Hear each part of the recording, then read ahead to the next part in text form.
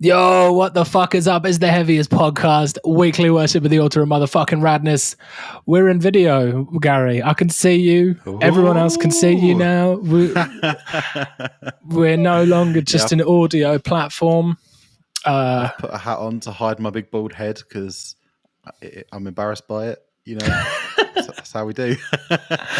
Yeah, I sort of done my hair a little bit. Everything's all nice. You did your hair? Yeah. I trimmed my beard before we started recording. This is the world we live in now. People can look at us at the same time as hearing us. Yeah, I need to have to make sure I wear clean t-shirts every week. I was doing my hair as we were like loading in, and Gary did his best not to make fun of me, which is nice.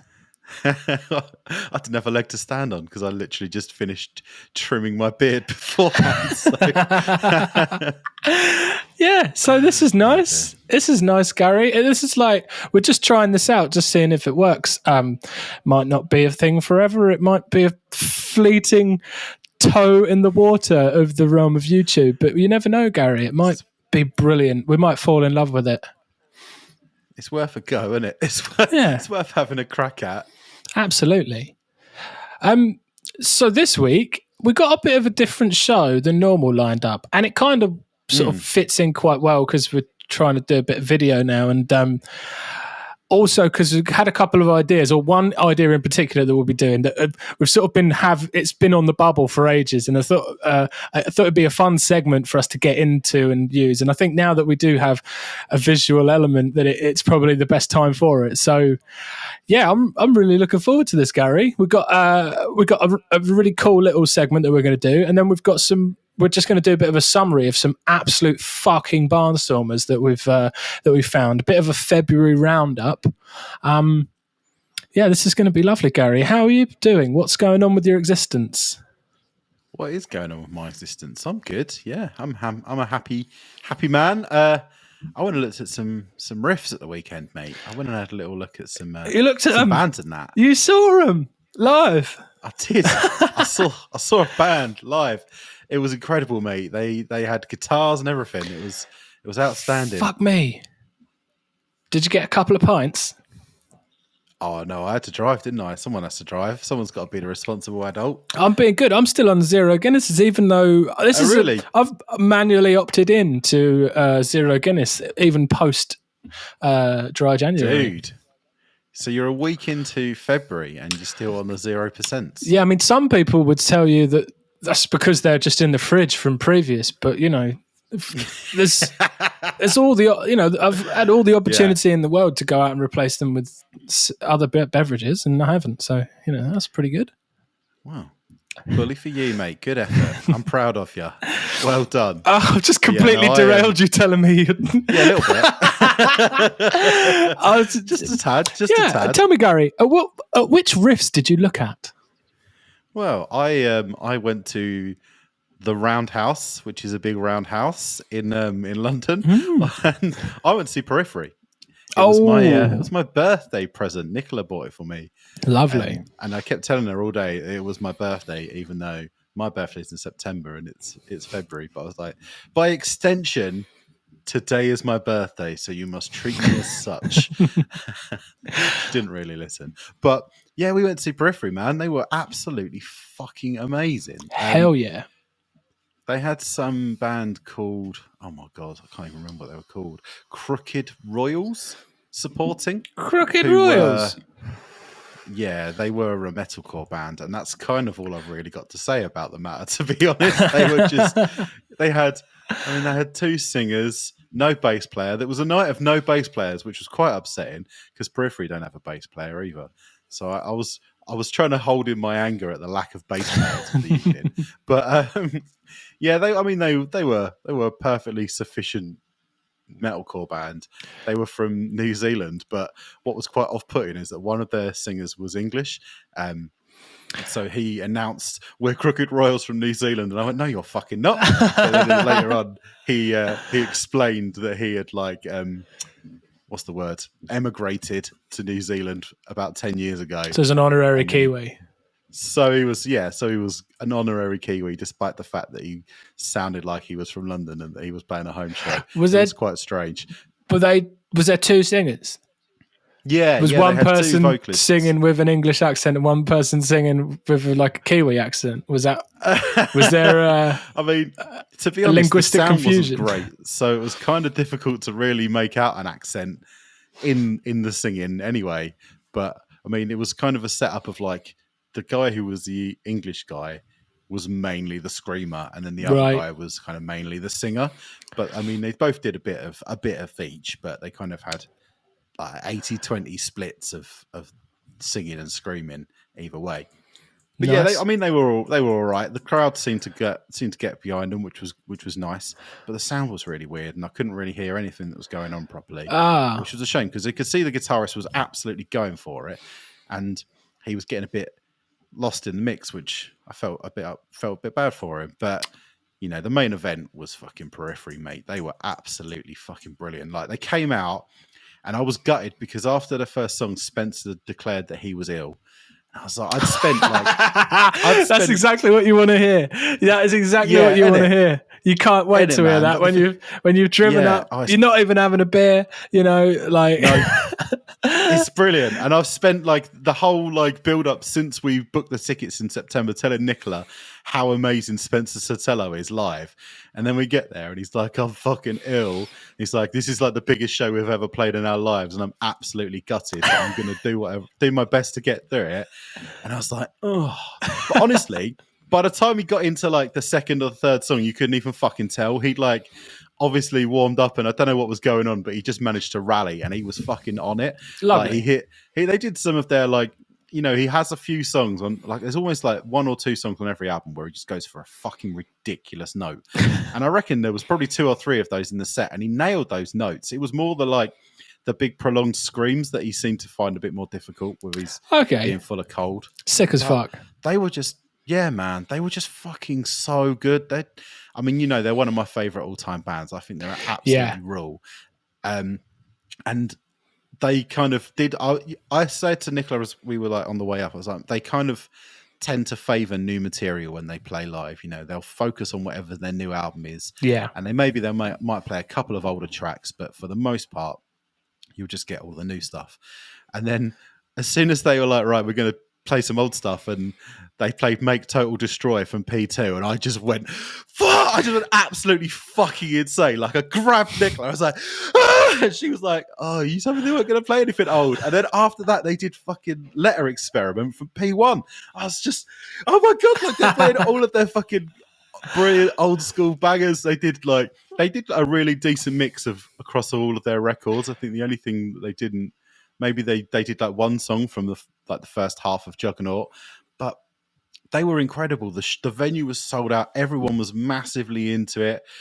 I mean, they did one thing which at the time I really enjoyed, but now when I look back on it, I kind of think I'm not sure about that. They did like an acoustic version of Scarlet with this guy who I can't remember the guy's name, but he went viral doing this kind of acoustic guitar cover of Scarlet, and he does all of that. You know, he's got one of those like scratch plate things, and he kind of makes the beat on the side of the acoustic while he's playing. Oh yeah, does all of that. Sounds kind of amazing.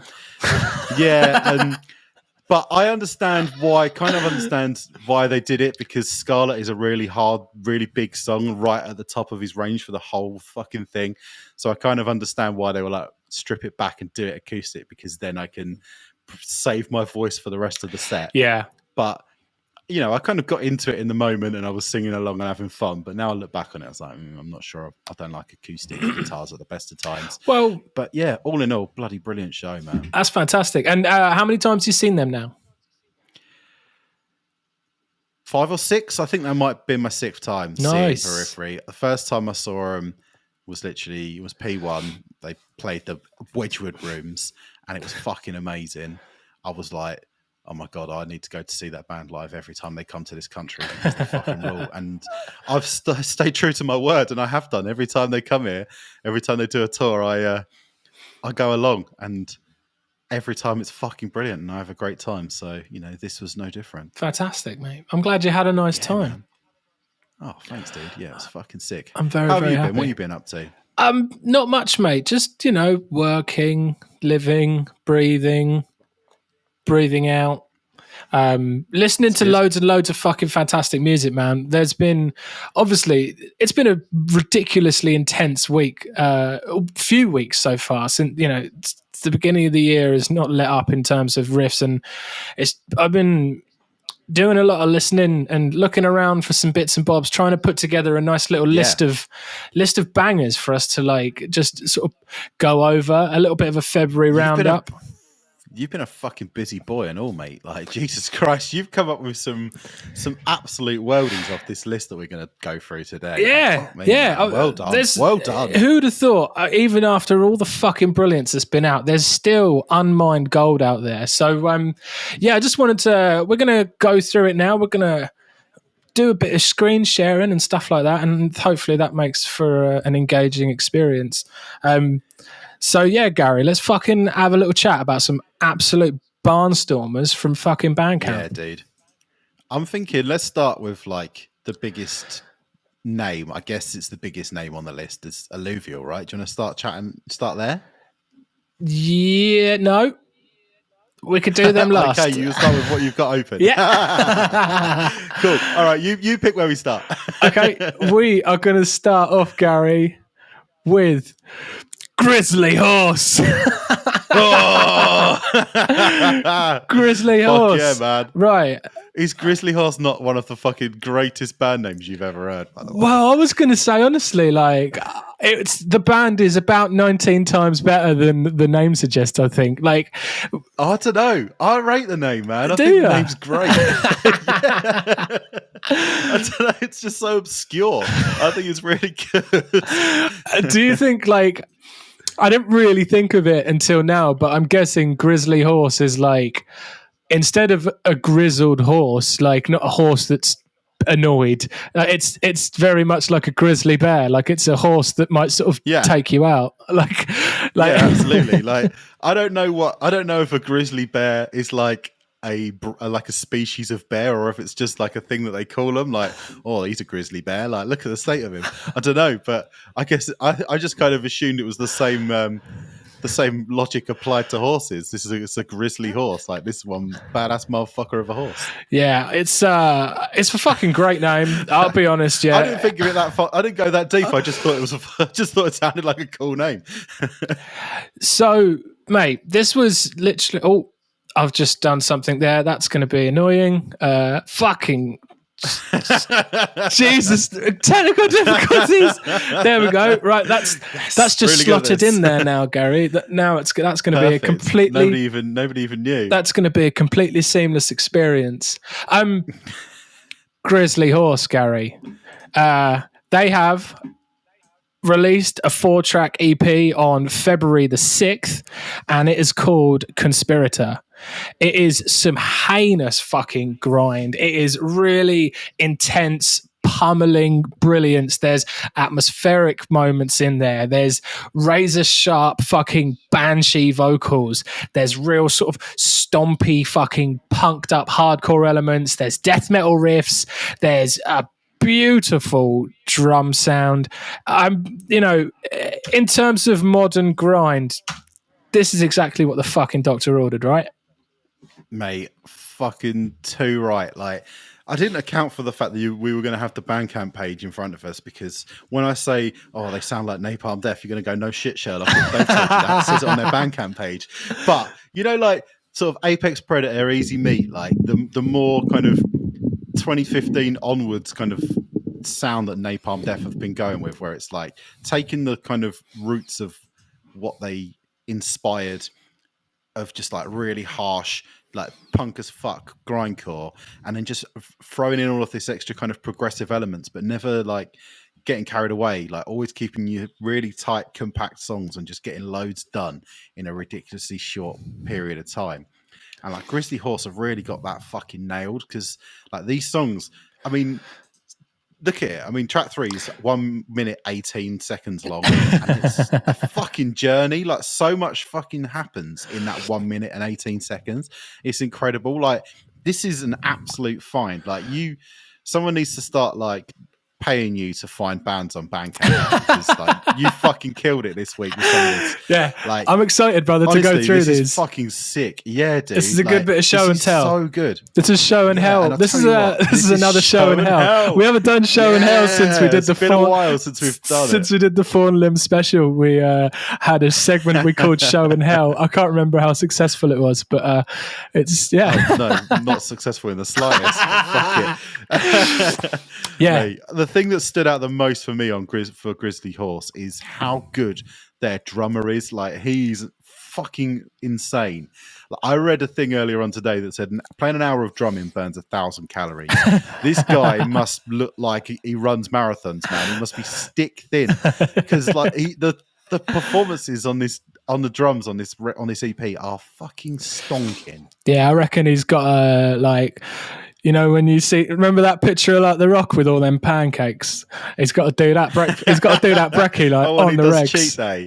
Yeah. When he does cheat day and he eats like 30,000 calories. That's what this guy's on every day. It's just, you need to go to their merch. You need to buy some of his merch so that he can afford to eat enough food to not just turn into a pile of dust. Like, they've got some like that's hard. That design is really, really nice. And I'm kind of bummed that it says it's sold out because I would have actually picked one up because that's fucking sick. Look at that, Gary. This is all I want, right? I'm so glad we're doing this because I'd love we're going to have the opportunity to fawn over hard merch. As long as we don't upset the OGs who are listening in the audio format. Describe the t-shirt for the t-shirt audio listeners. It's really hard. And that's all I can say. It's a black t-shirt with one colour print. Or is it two colour? You say one colour? No, it's a single colour. Single colour print. It's a single colour. It's like a skeleton man with horns sucking something out of another person, but they're all so completely dripping with sort of gummy webbed nonsense that you can't really tell. It's all just, brilliant, fantastic, heinous excellence. This is what we like. Fucking perfect. It's That's perfect. it. What more could you want, man? What more could you fucking want? Right. Yeah, mate. That's Grizzly Horse. Dude. Get on Grizzly killer. Horse. Smash it. Get on that shit. Big ups, Grizzly Horse. What's next on the old list? Next on the list, Gary, I'm just going to press X and this is what's going to happen. This, Painfinder. First of all, Painfinder, hard name. Let's be honest. Very hard. Anyone seeking pain is obviously incredibly hard inherently. It's double hard, right? Painfinder. To be seeking pain. Absolutely. Now, that right there, understanding the name of Painfinder is exactly where sort of anything that I can really cling on to ends, right? And let's be absolutely just stoked on the fact that we know the name is Painfinder. Sometimes you get Russian bands and you got no idea what's going on, but the music fucking speaks for itself, right? Painfinder, this is released on February the 2nd. Like I said, they're from Russia. They kind of play a sludgy mathcore thing, right? Them two genres sort of entwined with a lot of hardcore in there. It's really scatty and raw, and they love a fucking breakdown, mate. There's also a moment, I think it's the third track, where these fucking like pipes come in, like proper like windy, them ones, Gary. Oh, like pan pipes. Pan pipes, right? What's his name? Mr. Tumnus. Yeah. That comes in, and then a breakdown kicks in, and the pan pipes are still going, right? Pan pipes plus breakdown equals fucking cool. It's well hard. Pan pipe breakdown. Now I feel awful that I forgot to listen to this one because that sounds fucking brilliant. I don't know if this is going to play the audio. Let's just have a try. I don't know if this is going to include it. This is a test. We'll just, we're all learning here. Doesn't sound like it.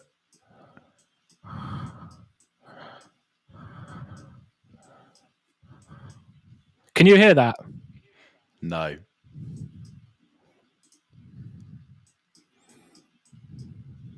Nah. I'm going to assume everyone can't hear that. We may or may not edit that little bit out. We'll know now. If we remember, I didn't actually even click on the right song, so, hilarious. But yeah, this is proper cool, like MySpace, mathcore, throwback vibes on it. There's some really cool elements that make me think of, one of my all-time favourites, The Bled, in places, and it is really, really worth your time. Unfortunately, no hard merch there for us to click on, Gary. We'll have to. One can only imagine how hard merch from a band called Painfinder can be. Maybe it's too hard, and that's why it wasn't allowed on Bandcamp. You never know. They can only sell it on like fetish websites or something. There's a big potential for that. No, you can't sell this. You can't sell Pathfinder branded butt plugs on our website. Sorry. Yeah, sorry. You can't just sell barbed wire and call it merch. Claim it's a t-shirt. Yeah, I might start doing that with us. That would be well good. Yeah, I'm in. All right. So that's Painfinder. Fucking brilliant, cool little EP from the Russian band. Get involved. Next one, Gary. Oh, demonstration of power. Demonstration of motherfucking power. Yeah. Outbreaky hardcore. In fact, they are actually playing Outbreak, so that makes them definitely outbreaky hardcore. Scotland represent. Mate, you know what? Like, Scotland have got a really good hardcore scene, haven't they? They got a fucking really, really strong hardcore scene. Yep. Like, fair fucking play to them. Like, this is really cool. I mean, it's literally just one song and a cover, but like that one song is fucking seriously hard. Double hard, mate. Seriously fucking hard. They've just got it. I love the kind of the intonation of the vocal, the choice to kind of go proper like death growl. Yes. Over like pretty much the entire song. Like there's some really good kind of gang moments to give that like crowd participation kind of vibes that you always want to get when you listen to like this kind of big stompy hardcore. Yeah. That's like the mic is yours, that kind of thing. Like it's got to be in there. But the fact that he's gone full death growl with his delivery, just I don't know, it kind of makes them a bit more interesting. It makes them stand out from another like stompy hardcore band. I think it was a really good move. And also, little tiny detail, one of my favorite things about this band is if you look in their logo, they've separated Demon and Stration, so it's Demon sits on its own. Ah, that's well good. Absolutely, that is double hard. Brilliant. Look at that. Look at that, Demon Stration. That's so good. Yeah, I love it. I love the artworks. Like, there's a proper like 90s vibe on it. Yeah, man. This is fantastic. It's hard as fuck hardcore with a monstrous death metal vocal. It's just music to absolutely kick 10 barrels of shit out your mates to and just growl along. The tracks are absolutely hench, proper dangerous mosh material. These cunts are doing some absolute fucking damage. Let's have a look at the merch, Gary. Oh, it's because it's a band. It's because it's a band. It's because it's the label. Shit, it's because it's Northern Arrest. But there's still some great stuff on there. They obviously put out Split Knuckle, which is also very fucking good. Very double hard. Yeah, it's a very, very good album. Yeah, and well worth your time. Essex Boys, Split Knuckle, very cool. But anyway, yeah, this and it sounds really lovely. Like it's just the right level of quality recording. Yeah. Like it's not too shiny. It's got a nice bit of grit to it, a little layer of scuzz over the top, so you don't forget that you're in some sort of horrible, dingy basement venue or, when you next listen to and play it live. You know what I mean? Like it works really fucking well. Yeah, this is bloody good. The song's called 5 Eyes, by the way. I don't think we mentioned that. And it rips. It fucking rips. Badass. Next thing, Gary. This is something that's coming out very, very soon. And you sent me this the other day. I did. I think you sent this to me very early in the morning, and I just probably the wrong time to be consuming about it completely beat the absolute piss out me. It was fantastic, Gary. It was exactly what I needed. I think it might have been Monday morning. I think it was like I think it was fucking just exactly what I needed to take on, your email inbox after a weekend away. Yeah, man. Edit, absolutely, to dig through all of the people chasing up stuff you were meant to have given to me last week. Yeah, so the band are called Pine Box, and their EP coming out next week is called Neurosis. It took me a minute, to figure out. I was like, oh, Pine Box, like Pine Grove, that's a bit nice, isn't it? And then I was like, no, hang on, they're talking about a coffin, aren't they? Hang on. A pine box, like the thing you get buried in when you die. Yeah, this is like the inverse of Pine Grove. Also the art. Yeah. Yeah, they sound just like Pine Grove. No, mate, they are a proper monstrous deathcore band from Washington. And the single that's out is called Stupid, and it's called that because it's stupid good.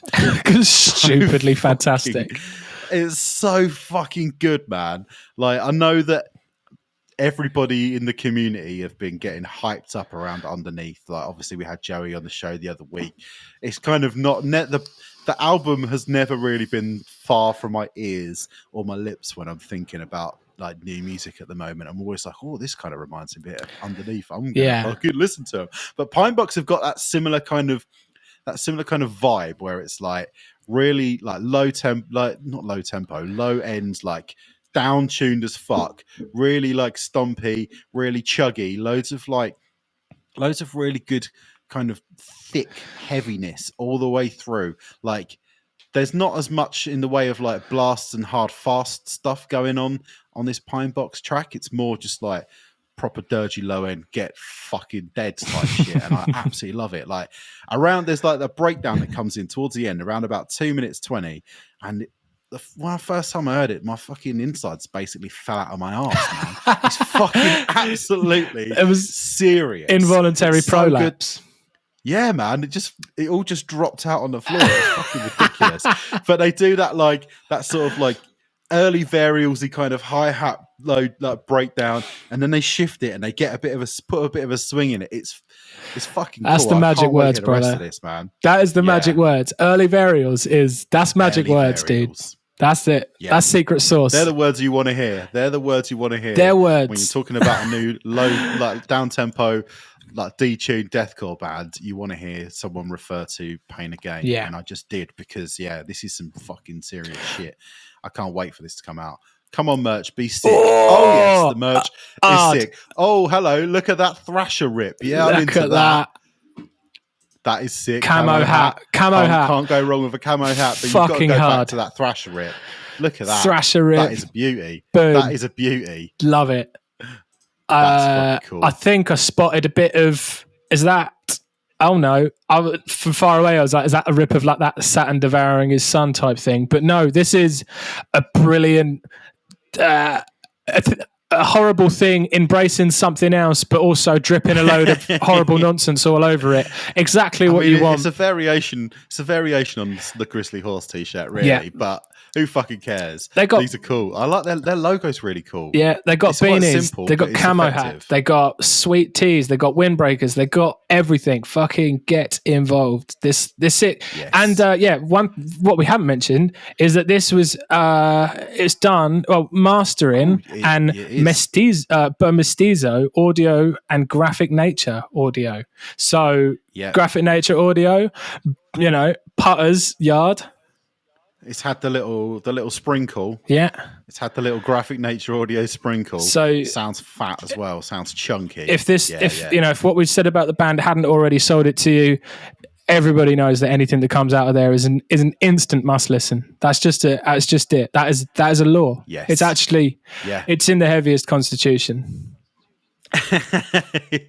You all agreed to it when you pressed play on this podcast episode. You all unknowingly signed the T's and C's to become part of the heaviest army. Look, and this one comes out next week, so I'm excited to hear the rest of it, man. Yeah, really fucking keen.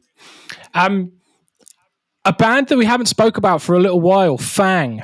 So Fange are a French, I was going to say sludge band, but they are kind of evolving. They are, with every release, sort of adding more brilliant industrial elements that sort of add to their absolutely repulsive offering. They're fucking brilliant. They are always interesting, always worth a listen, always fucking harrowing, and just always worth checking out. They've got. Dude. So when's this new album coming out? This new album comes out on February the 23rd. Ooh, and it's going to be called soon. Perdition. Maybe we should try and get hold of this for the podcast, because it's always worth checking in with these guys. You know, they've been adding more and more sort of industrial elements to their sound, and this is sort of even more than before. They're sort of adding in these industrial textures, and they're adding it in ways that really expand the moments. And now it's sort of adding not only just a really horrible, heinous sort of noise realm, but it's also sort of folding in these more of an atmospheric sort of vibe that wouldn't be amiss in some sort of modern metalcore or like a Humanity's Last Breath type thing. They're fucking banging, mate.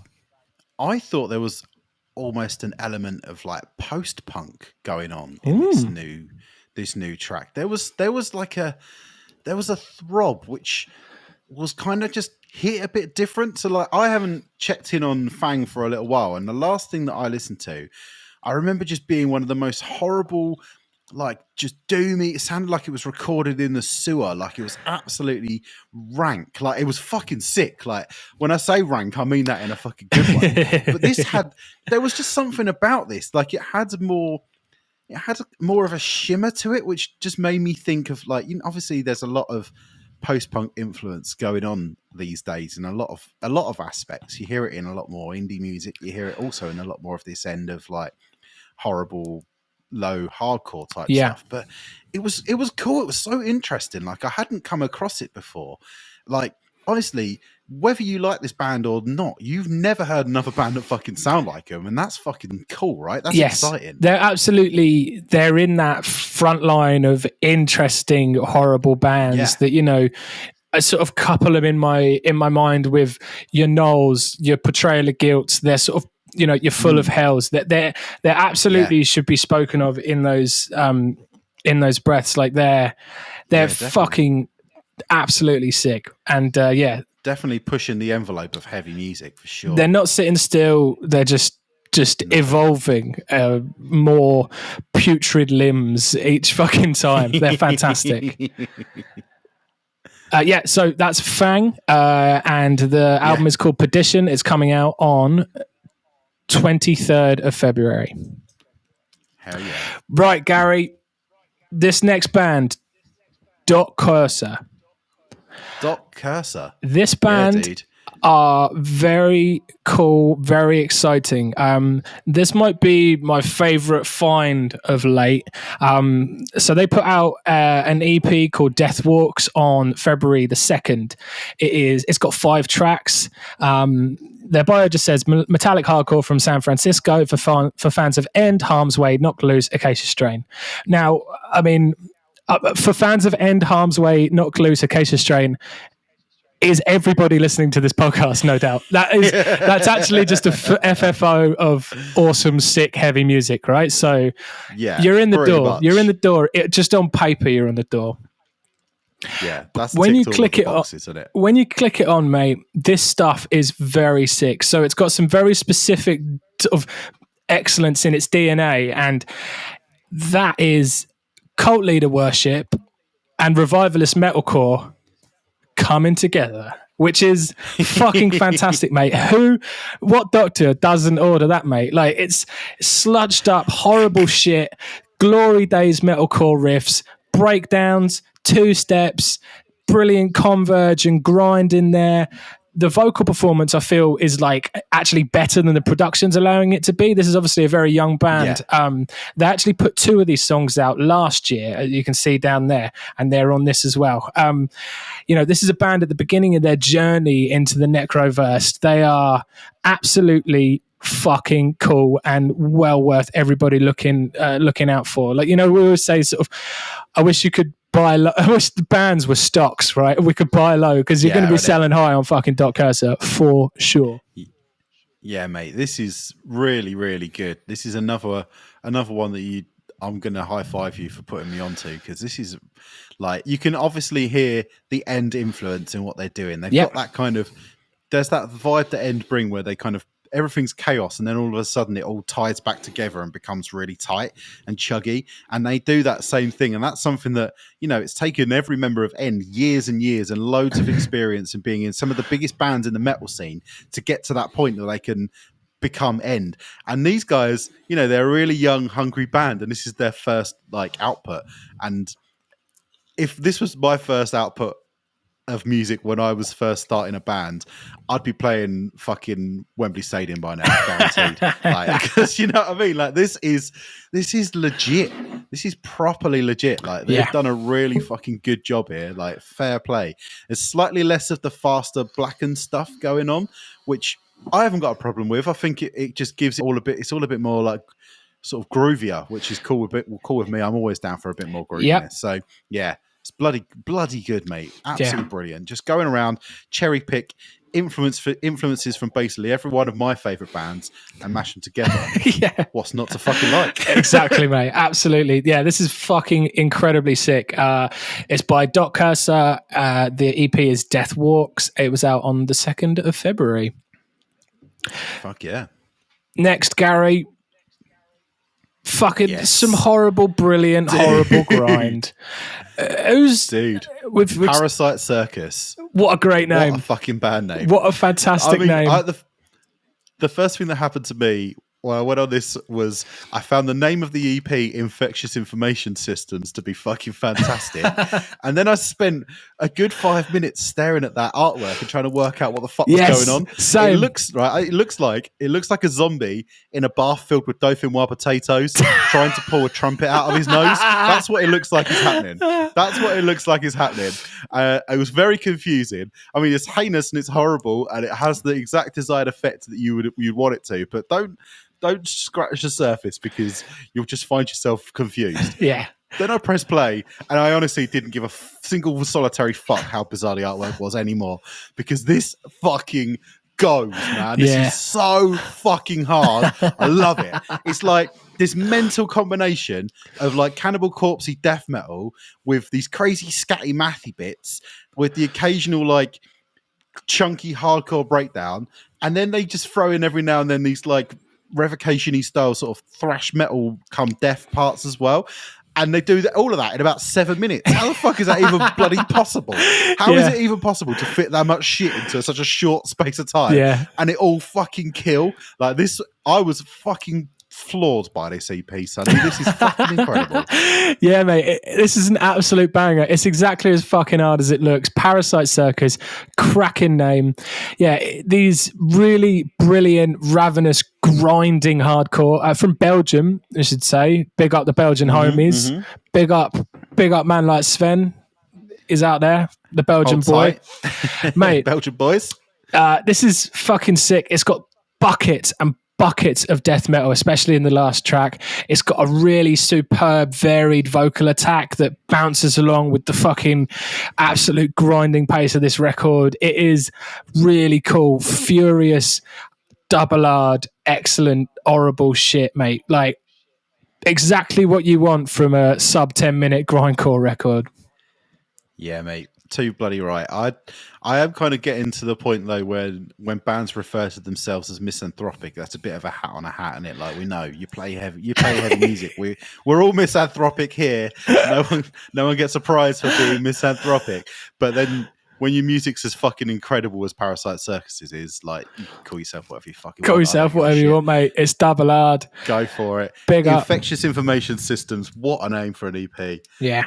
I don't know why that's just got me. It's so good. Yeah, it's cracking. This is so hard. I love it. It just makes me think of like an IT department staffed by cockroaches or something. I don't know. It's just so strange, but so brilliant. Oh, mate. Right, next band we want to talk about. Oh, this is Quickfire, brother. This is Quickfire. I love it. This is rapid, mate. And like, I'm just like jazzed up on all of it, so I can't help but sort of talk really quickly and just get really excited about it all because, yeah, this is a fucking serious crop of bands. Next band, Auditory Anguish. Okay, so their previous EP, I'm pretty sure it was, just 3 tracks. I was familiar with that. absolutely knocked my tits off. And then recently, February the 1st, they drop Crime Rituals. Crime Rituals is a 7-track album, and fuck me.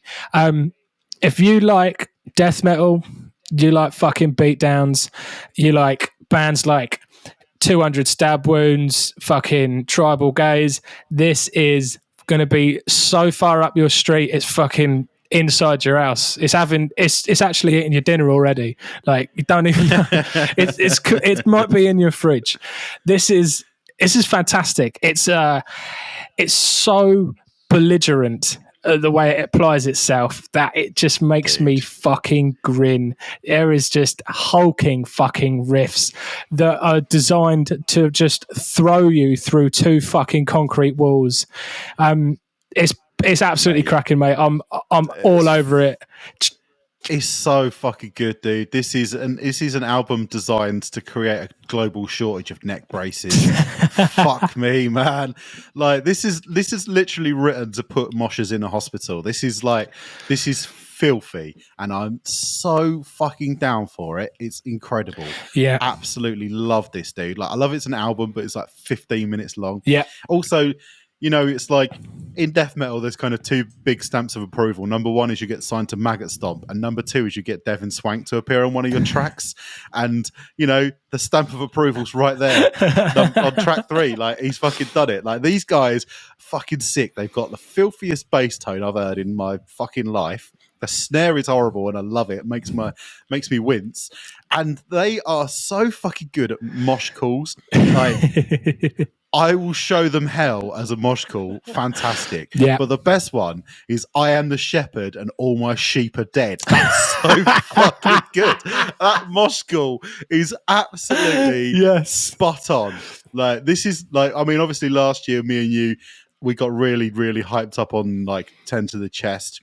If you liked that, if you like those kinds of things, you like sort of like Sentence to Die, like you said, Tribal Gaze, Body Box, that kind of thing. You like the really big, horrible, chunky death metal, Sanguisuga Bog, obviously. Then Auditory Anguish they're gonna do it for you. They're gonna hit those buttons. It's like, it's what you like to refer to as thug death, just done to some of the fucking highest standards I've heard in years. Absolutely brilliant. Yeah, absolutely brilliant. Delightful mosh forward death metal, fucking destructive. It's horrible, and we fucking love it. Mosh forward like a snowplow going through the middle of the fucking mosh, mate. Absolutely savage. Gary, that's the wrong one. Right, this one's in here. This is just a little cheeky addition, right? Because I thought this had just come out, but apparently it actually came out last year.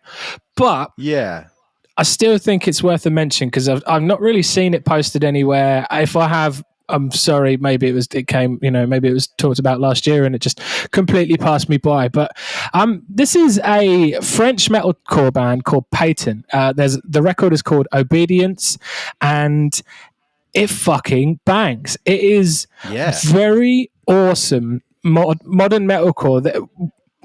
To be honest, when you say the word modern metalcore, actually, kind of in some cases that's sort of a negative thing. It's because there is people off with that tag for sure. There's a lot of things that have sort of become formulaic and then sort of led to modern metalcore actually being a little bit boring.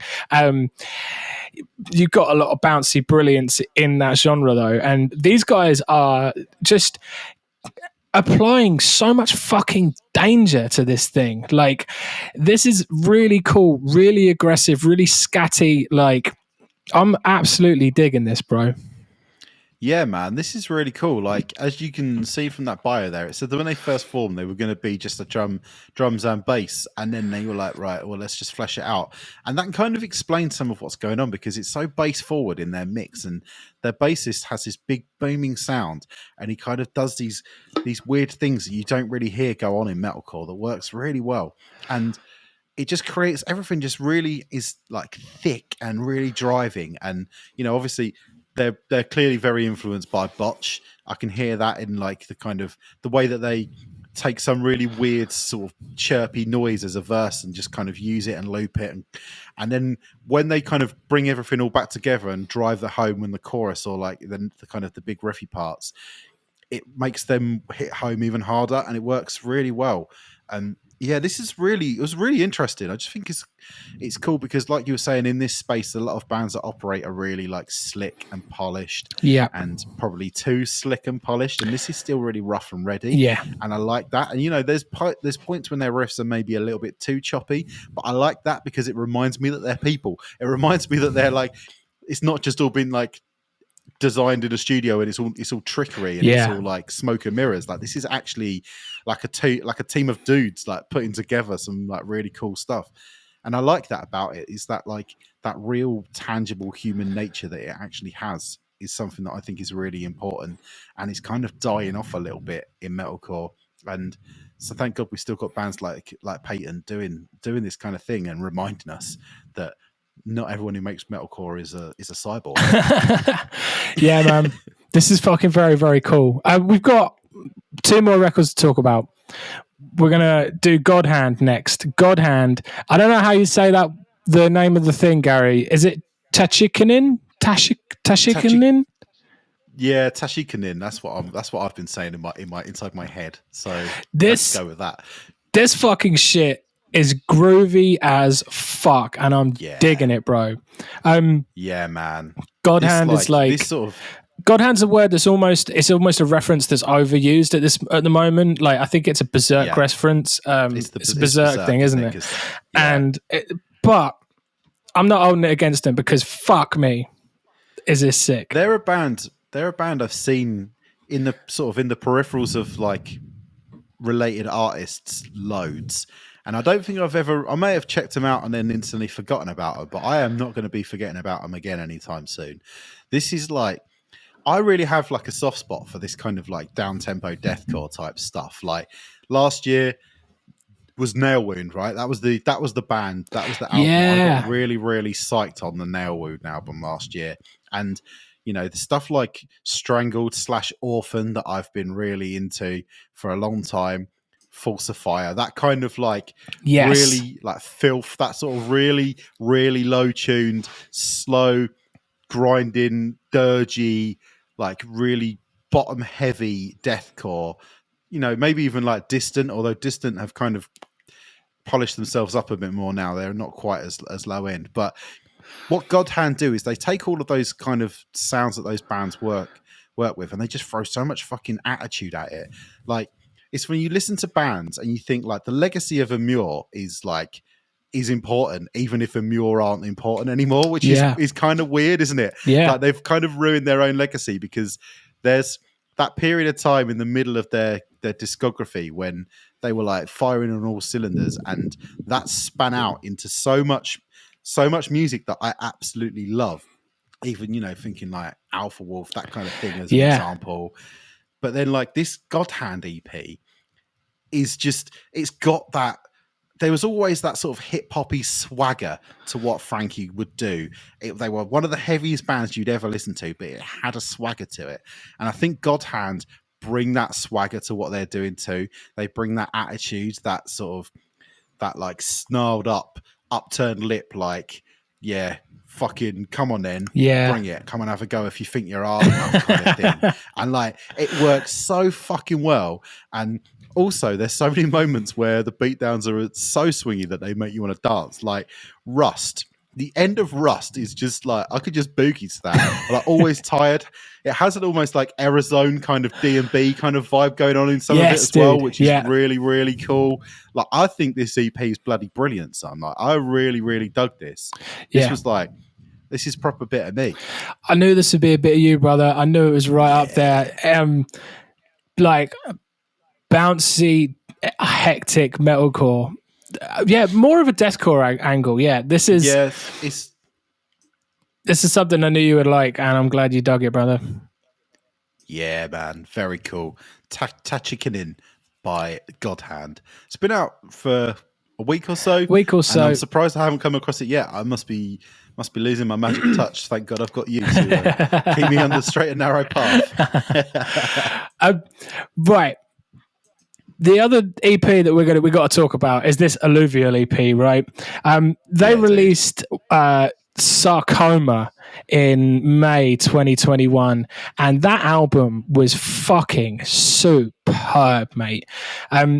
The singles were out before the end of last year, getting us very, very stoked on continuation of just really fucking well done deathcore.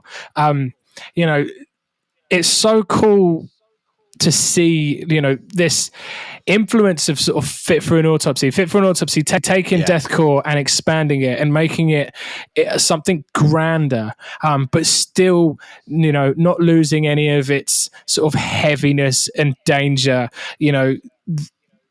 but giving them space to really sort of craft these massive moments. And this is absolutely what's going on this EP. This EP is a really cool continuation of the sound that they've laid down. I'm absolutely in love with it. We just needed to shout it out because it came out in January 12th, and I think we forgot about it, and because we're just absolutely snowed under with Riffs, and pretty much we just have to call this out, bro. Yeah, dude. I think Alluvial, they're so fucking cool. I just love they're a new band, but they're made up almost entirely of journeymen of death metal. They've been in basically all of the bands that are revolving doors. There's members that have been in Entheos, there's members that have been in the Faceless, there's members that have been in Black Crown Initiate. I think the vocalist, they've all been touring members of bands, or they were part of a band for an album or something.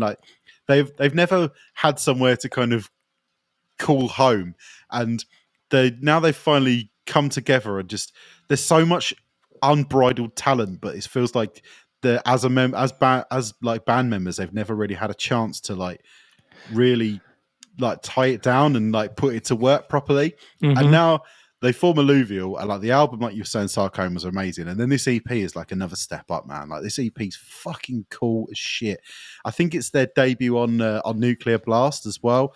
I think it's been put out there almost as a bit of a vibe check before their next full-length record through Nuclear Blast, and it's fucking banging, mate. It's some of them fucking weird little guitar noises that they make. How the fuck do you even that guitar noise at the beginning of Fog Belt? How the fuck do you even make that noise? It sounds like a dying whale. It's amazing.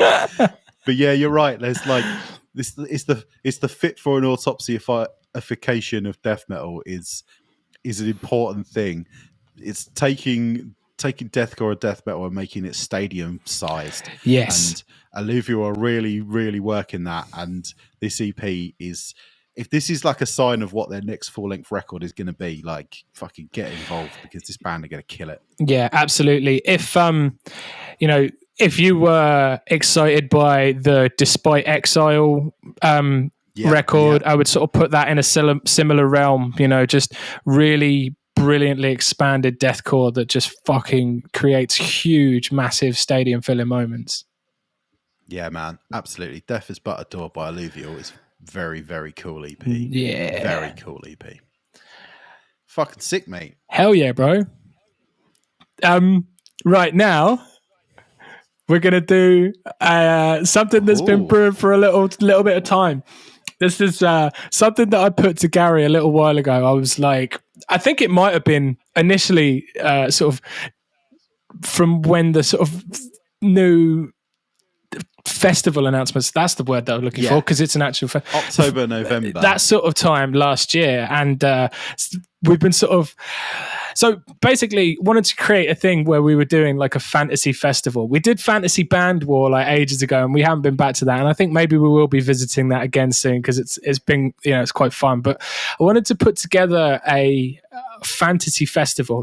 If we could pitch our the best version of a 2-day festival, what would it look like? There were some rules that I laid out. We couldn't include any of the big four. So you can't just have you can't include, it couldn't be Metallica and Maiden. That's not okay. You got to look for who, I don't know if you'd have done that anyway, to be fair. That was hardly constraining for me, to be honest. Yeah, that was never going to be what my festival looked like. That's just not how I would have done it. and also we set a limit to the amount of bands and the amount of stages. So, and also it had to be laid out in a logical way, a way that and the way that we set the bar was the band playing underneath one band has to have less monthly listeners on Spotify, because that's sort of a metric that we can all sort of look at and it's tangible and agree on, and that's sort of how things lay out. So it has to lay out in a logical way, and you can't just have a band with 200 at the bottom, with a 50,000 underneath. You're looking a bit... I'll be honest, I never checked that, but I reckon if you did check it, it would work out, because I have really thought about it logically in profile wise how it stacks up. So I'm not worried that if you were to go back through and double check it that it wouldn't work out. Okay, I trust you, Gary. You look disappointed in me. Yeah, somewhat, but it's fine. It's I think this is going to be fantastic either way. I can't wait to do it. So yeah, dude, do you want to go first? Yeah all right. Right, so you have to forgive this is if you are listening in just the audio land, this might be a nice opportunity for you to pop over into video land and check us out. We'll make the segment something, we'll clip up bits and maybe put it on the socials, but I'm not very good at that yet, so I don't know if I'm going to do that. I'll definitely post it somewhere. Actually, where I will post it is I'll post it in the Discord that people can see, so people can see. But yeah, you have to forgive my crude I'm not a graphic designer, and I had to make something. Don't you dare make excuses for your crude when I've got to show mine. Oh dear. Right, Gary, let's have a look at this poster. It's going to blow my tits off. Look at that. Oh, so much better than mine, you bastard. The festival, I've just called it Riffs. I think it could just be Riffs 24. It's just called Riffs. Love Gary. It's so good. It's just called Riffs. It's called Riffs. You got the day splits there. You got fantastic Killswitch headline, Lamb of God headline. Might be a slight start at the bottom and work your way up. I think you need to break it down. You need to go through it. Cool. Start on your bottom stage. Okay, so we've got two stages. They're not really bottom stages, but you've got over here. You've got nice sort of hardcore metalcore elements, and over here you've got your more sort of posty, black metal-y. This is a bit more of a techie. This is a different vibe. You've got your mosh here. And you've got your deathy stuff here, but also End is on that list, so it don't really count completely. And Cult Leader's there. Do you know what? I probably should have switched over Cult Leader and End. But anyway, I've got Predatory Void opening, and then End, and then White Ward, and then Wayfarer, and then Rivers of Nihil, and then Deicide. Yeah, that's the first. That's strong. That's strong. That's one of the stages. That's a strong session. Then. The other stage, these are both equal stage. No, it's not one or two. It's just that'll be there. And then, I don't know. Respect. Got Dying Wish opening, Cult Leader, then Boundaries, then Jesus Peace, then Harm's Way, and then Malev headline. Who don't want to see? Who don't want to see them choruses headline, mate? Who doesn't? Yeah, that's a ridiculous. You'd need to supply wheelchairs for people to get home in after that stage, after that session. Fucking hell. I've tried to group these in a logical way. I think that works. And then the main stage, Viscera opening. Their music is made for the main stage. They might not get a chance at any main stage unless we make it. But fucking that's the dream. Yeah. And then we've got Shadows Fall. Shadows Fall are actually returning, and they play like a festival. They're announcing a festival. They're working on stuff. So inside of the rules that we set ourselves, I think I can get away with Shadows Fall because they are actively doing business right now. Yeah, and I'll give you that. I've been listening to The War Within lately, and it's just fucking go. It's so good. It's if you haven't listened to that album in a while, anyone, go back and listen to it because holy fucking shit. Viscera, then Shadows Fall, then Hatebreed, Jamie Jaster on the main stage. Mate, who don't want that? You can't go wrong with Hatebreed main stage at a festival. You can't. It's always a fucking great time. You can't go wrong with it. Always a great time. Then Turnstile, They look a bit lost, bless them. They look a bit lost, but like, fuck it. That makes sense for the size of the band. Like, if you look at the listeners, it works out. And who doesn't want to watch Turnstile on a main stage? They're the bollocks. The thing is, like, something like that would make Turnstile turn up even harder on the day if they're sandwiched between Hatebreed and Machine Head. You know that would just make them bring it even harder. Yeah. So I knew I wanted Killswitch as the headliner, and then I had to find something in between here. And I think Machine Head after Turnstile, that is a perfect fit. Maybe not. Maybe Turnstile is a sore thumb, but I think Turnstile is a sore thumb in heavy music, right? So it's going to be that wherever, unless Turnstile was headlining a smaller stage. But we've seen them play massive venues, and I would love to see that. Yeah, no man, it works. So that's day 2, right? Sorry, that's day 1. Day 2, we've got a sort of black metal and death metal forward stage here with Wake opening. Then we go into Black Braid. Then we go into Conjurer. Then we go into Batushka. Batushka, I really like. I watch Batushka live videos like all the time, dude. Like when I don't know what to put on, I just watch them because I think it's such a fucking cool stage show. It's so much fun. I think it'll be brilliant at that sort of time later on in the day after you're coming up or coming down, wherever you're up to. That's going to be a fucking great thing to look at any time of the day. That's a cracker. Then after Batushka, we go Gatecreeper. And then the headliner at that stage, Viljata. Banging. That's fucking cool. That is fucking cool. That's an interesting day. Viljata on headline to just sort of melt everybody's brains at the end of the day. I love that. That's awesome. Because like they've got a very cult following. If you look at their numbers, that sort of flows well. That makes sense. All the bands, like, they do get bigger, and I think they're a band with such a cult following. They do deserve like a headline slot like that. I think it wouldn't make sense. Previous Tech Fest headliners, aren't they? So yes. Definitely. Right, and then we've got this is the second stage on the second day. This is like my sort of death metal-y stage. Opening, Fuming Mouth. Oh, I also, didn't put any of the homies bands on here because I didn't want to, there's no Mastiff, there's no Celestial Sanctuary, there's no Purdo stuff because I just didn't want to. Up for that on mine. Okay, because I didn't want to put one and then mug everyone else off, so I just, right. Fuming Mouth are opening. Then we've got 200 fucking Stabos. Then we've got I Am. Yeah. Then we've got Black Tongue. Then we've got Tomb Mold, and then we've got Nile. Right, Nile are playing That's a special slot. Fucking serious session. I wouldn't want to miss any band on this. This would be fucking. This would be so sick. And then Gary, the Nile set, right? We'll stipulate that they are playing Annihilation of the Wicked in full. That's my only special set of the festival. Nice. It's one thing, and I don't know if you've done multiple. I should have said it that we can only have one of those because I think it is. It's too much. If you've got two, I've got a couple, but I can pick on the fly which one I want. I think you should, because I forgot to stipulate that there should just be one, and I think just be because otherwise you could do that with loads of them. You go because I was like, anyway, we'll talk about that in a minute. Okay, so that's the two stages on the second stage. We've got a Nile headline in the stage. You've got Viljata headline in the stage. And then main stage, Spirit World opening. Do you know, I love Spirit World. I fucking love them.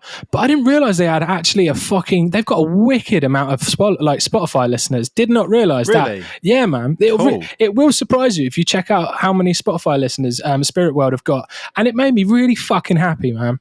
Because what they do is fantastic. Those sort of slayered up metalcore, is just fucking brilliant. I absolutely adore it, and it will play fantastically on a main stage. They're such showmen as well. They've got the garms on. They're all dressed up like fucking absolute cowboys. It's fantastic. Fuck yeah. Yeehawing their asses off. Yeah, mate. Hell yeah. That's a good time of the day. You could maybe even have a mechanical ball set up in the middle of the mosh pit for them. 100%, dude. 100%. So we open with Spirit World, then we go to Kubla Khan on the main stage. Nice. Who doesn't want that? Fit for an Autopsy after that, Gary.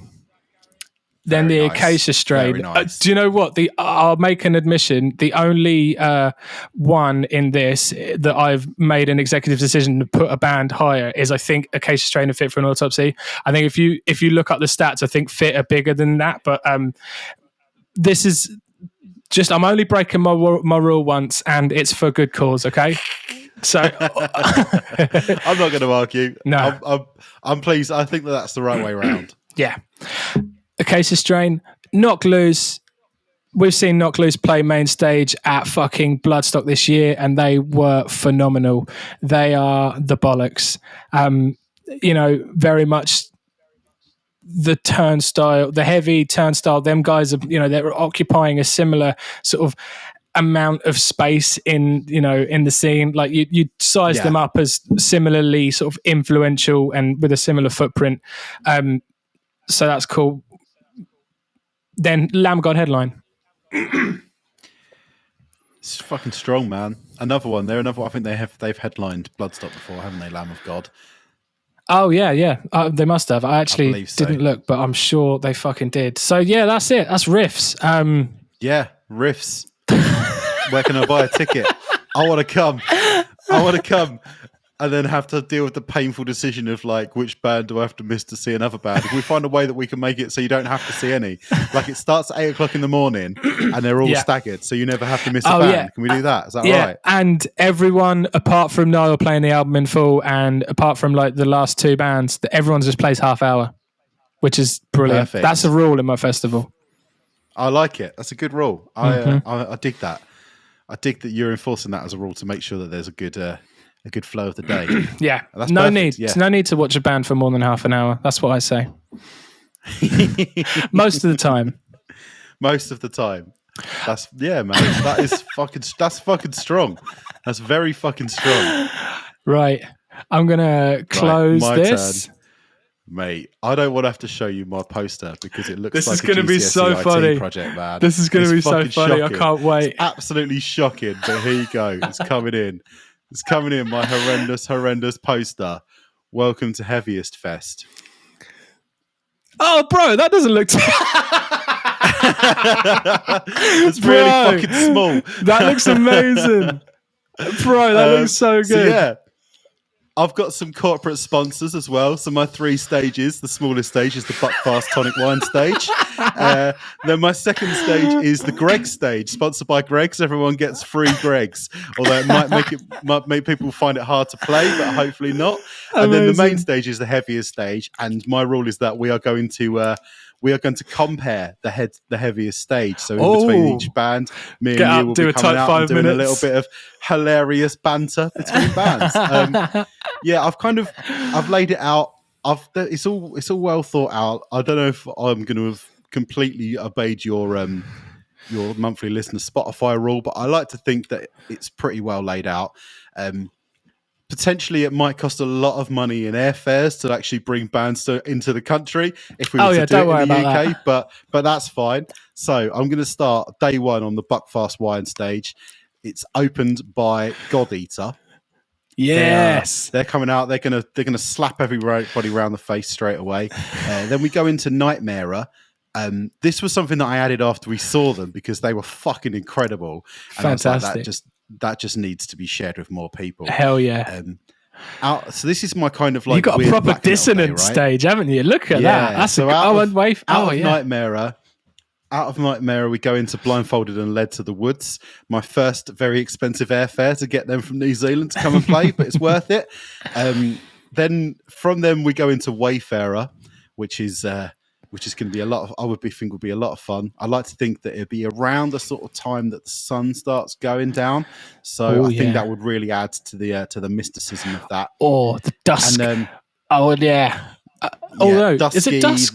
It's dusk, isn't it? Yeah, that is dusk. Yeah, Wayfarer in the dusk. Dusk. Oh, yeah, mate. Then main support, we've got Imperial Triumphant coming fantastic, out and just sort of bending everybody's minds with their brilliant live performance. And then headline in that stage, I have got Wake. Fantastic. that's like just as an opportunity to actually get to see them live. Really, that was the main thing I was going for there. And, yeah, I think that Wake would make a really good last band of the day on that stage, because you know how their music is really abrasive and heavy, but also it's actually really uplifting and quite positive, and has like a real sort of power to it, which I think would send everybody off, as assuming that they'd stayed on that stage all day, it would send everybody off home in a great positive state of mind. Fantastic. Moving on to the Saturday on the Greg stage, it's opened by Celestial Sanctuary. Yes.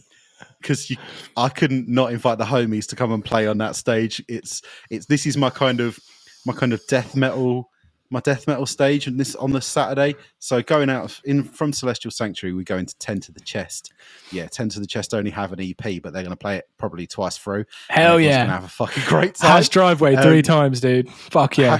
Hash Driveway with visuals in the background of literally just Ricky smoking his hash driveway and then passing out, just on repeat. You know the GIF, just on repeat in the background. From 10 to the Chest, we go into Undeath. Fantastic. One of the fucking sickest live performances we saw last year. They were absolutely fantastic. I think that they would be a highlight of the whole day, to be honest, but they're sort of in the middle on the second day. Sometimes, you need a bit of an energy boost at that point in the day at a festival. You might start getting tired legs, or you're hungry, or you can't be bothered to queue for the toilet, and I think Undeath would perk everybody up with their fun their good times. From Undeath we go into Frozen Soul, which doesn't really need any explanation. Again, I think this could contravene your rules of Spotify monthly listeners, to be honest, because I've gone from Frozen Soul into 200 Stab Wounds, so I'll probably argue Frozen Soul are bigger, but this is just entirely down to personal taste. I think 200 Stab Wounds are fucking incredible, and they need to be there. And then I've got on headline on the Saturday on the second stage, the Greg stage, I've got the Black Dahlia Murder. Fantastic. So the Black Dahlia Murder, obviously, they've reconfigured in the wake of the passing of Trevor, and I think they're actually going to be releasing a new album this year, which is quite exciting to think about. I'm interested to hear how it sort of plays out. And dude, just really quickly, have you got that as a full screen? Don't full screen it. I think just keep it the window size, because they might not be able to see it. Oh, are you like sharing is the image as like a size of a full screen? No, I don't think so. Okay, all right, don't worry then. I think that's just as big as it gets, Sonny. That's my amazing graphic design skills. No. I mean, you've not clicked that to make it take up your whole screen, have you? Because I think there's a lot of. I don't know if they're going to be able to see it properly when we're I tried that, but it didn't work. That's all right. It's just my terrible graphic design. It's fine. It's totally fine. I should have made the fonts bigger. That would have involved moving everything, and I couldn't do it because it would just put everything out of line. No, that's fine. Sorry for derailing. Let's go. No worries. My Saturday on my main stage is about as Gary Trelease as it can possibly get. This is the Gary day. I think I've got sort of the Gary day and the Sonny day, but technically I've also cheated a little bit on the Sonny day because I've got left hands on. But opening the main stage is Greyhaven. I think they would be brilliant. I'd love to see him come over to the UK. My festival's in the UK, by the way, in case you hadn't realised. Oh, yeah. And I'd love for an opportunity Mine's in space to come over to the UK. Oh, fair play. So it's going to cost you even more to get the bands to the stages. You're going to have to pay Elon Musk to fly them all up there in his fucking spaceship, aren't you? Yeah, mate. Me and Elon are like that, though, so that's all right. Be fine.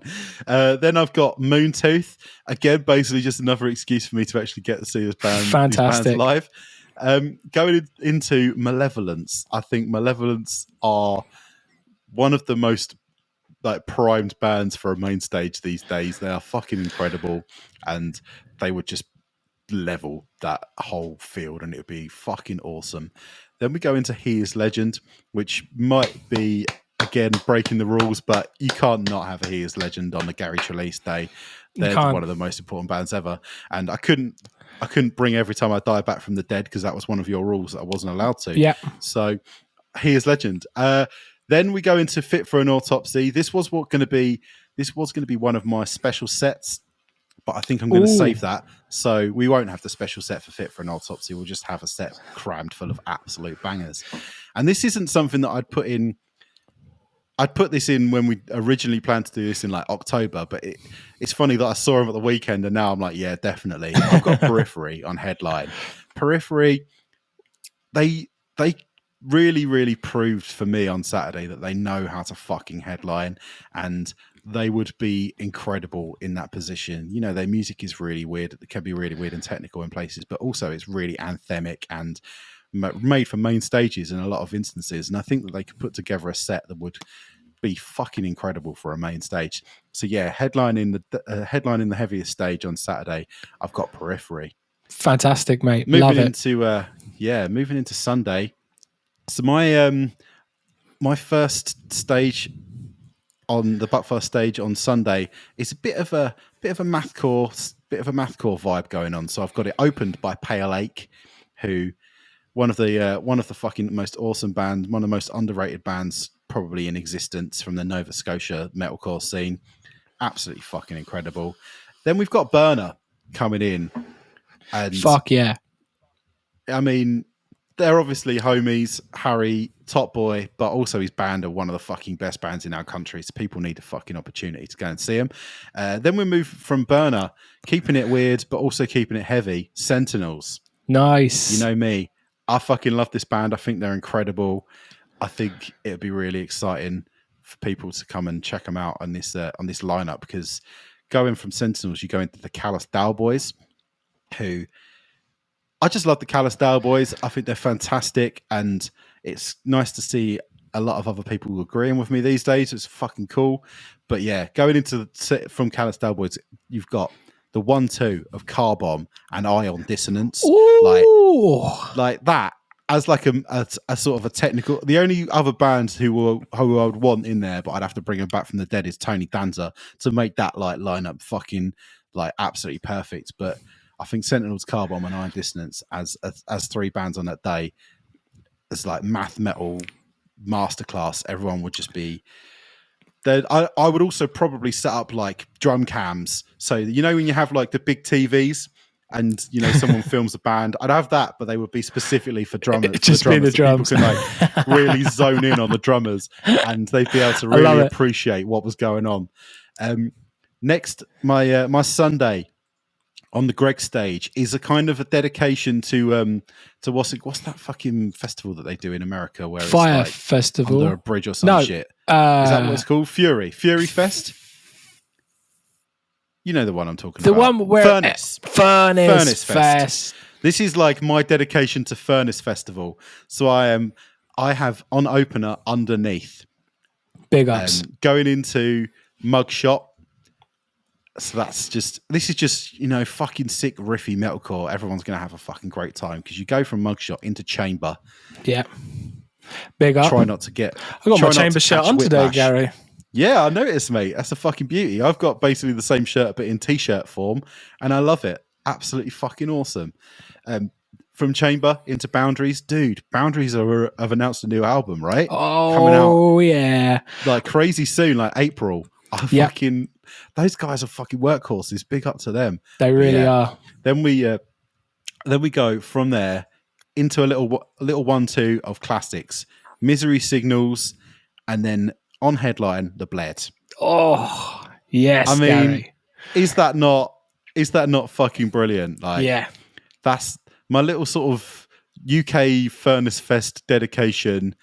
I'm quite proud of that as a little list of incredible bands, and I think people would be chuffed to bits to attend that. And then on the main stage for Sunday, I've given the opening spot to the homies. I've got Mastiff opening that stage.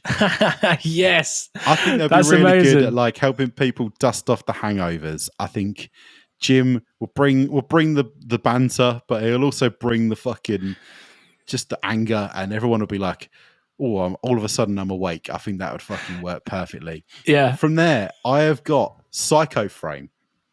Fantastic. So Psycho Frame have now actually like fully played, like, I don't know if they've actually played a show yet, but they've definitely got shows lined up for this year.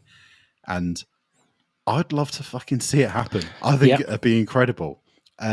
from Psycho Frame, we go into Body Box. Hell yeah, dude. I think I should have tried to make Body Box play a bit earlier because I'm worried that they'll be totally fucked and they wouldn't be able to do it. But also, I think they're probably at a point where they're like complete pros and they could probably play a show before they could, I don't know. Oh, for sure, dude. Brush their own teeth or, I don't know, tie their shoelaces. You know what I mean? Like, they're probably absolute masters of just muscle memorying their way through shows and destroying. Keeping it down tempo, keeping it fucking hard and heavy, going into Black Tongue. Tongue, we miss you. We want you to come and put out a new album and just come back to us, Black Tongue. We love you. we just need you in our lives. Main support, I have the Acacia Strain. Yes. Like, of course I do. You had them in yours. I've got them in mine. Of course. There's no way.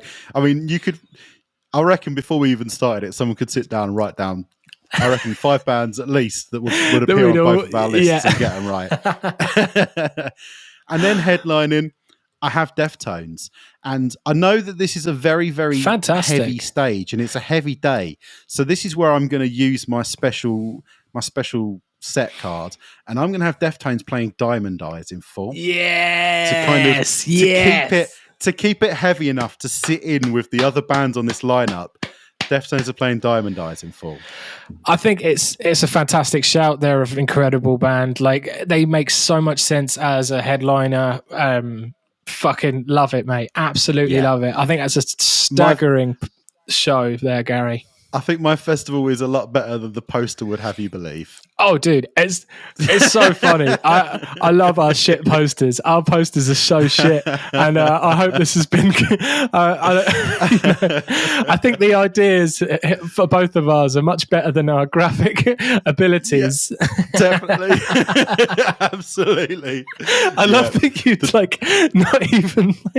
You thought like black text would just totally pop on blue. Earlier, I said to honestly, we were making these. I didn't, but I couldn't work out how to change the font color. I love it. Earlier, I go, it's like, well, I guess it is what it is. It's stuck like that.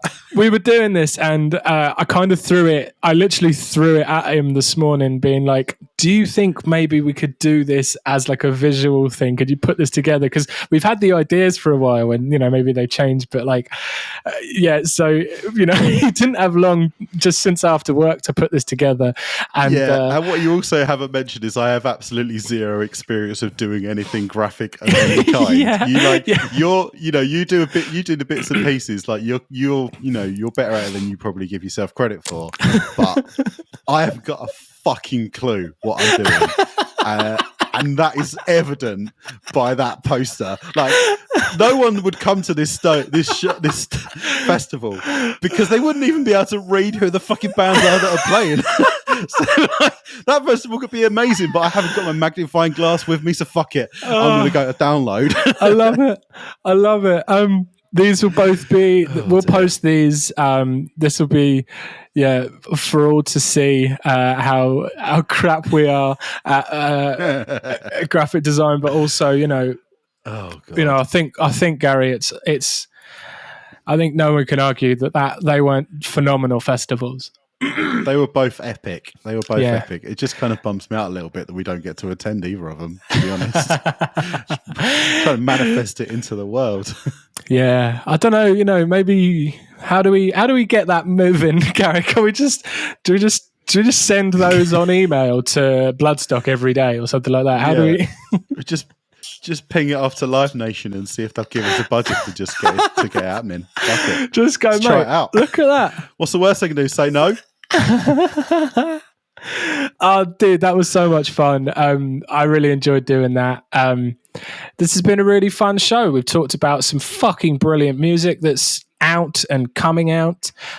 We've dreamt of beautiful festivals. What more do you want, Gary? What more can you fucking want? Well, tell them what's happening next week. Next bloody week. See You Next Tuesday are releasing their fucking cool as hell remix album, and we are going to be speaking to Drew from the band. He's going to be on. We're going to be chatting with them about the music and, you know, maybe some other things. Gary, potentially maybe we should prepare some questions about biscuits. I don't know.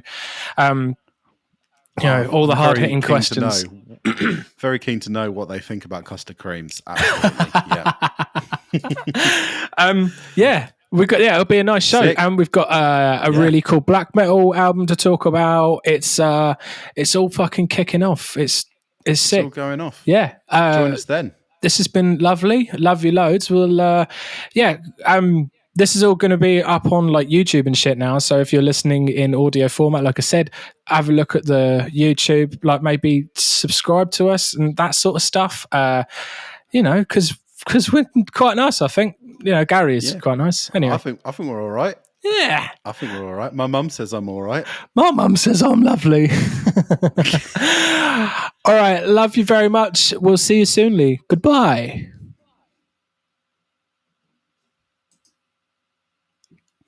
I forgot to press the button. I was like...